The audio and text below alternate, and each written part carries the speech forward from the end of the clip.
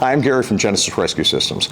Like we talked about previously, the closer you get to the plastic trim by skimming the A-post really tight, the easier it's going to be to get your little pry tool in to see if there's any type of pyrotechnic charge. Now, we know this car has an airbag, and if you take a look here, you'll see an anchor point. That anchor point, that bolt, tells me that the charge is either in the roof line or in the C-post. I'm clear to cut here wherever I need to. We checked our A-post on this particular car and determined our pyrotechnic charge was not there, so it has to be in the roof line or the C-post. Now we've checked the C-post.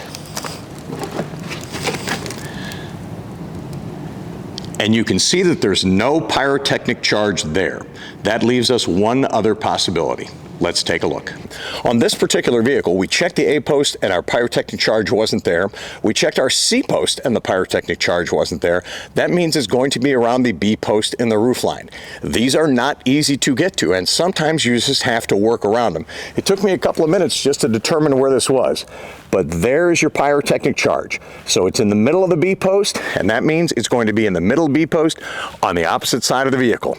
The other thing that we have to watch out for this particular car: side curtain bags, steering wheel, dashboard, and this car has little tabs on the side that say airbag. That means this car has at least 6 airbags, 5 of which are undeployed. So, tough to see, but I can take that little clip and pop it off or cut it, and that bag will no longer fire electrically.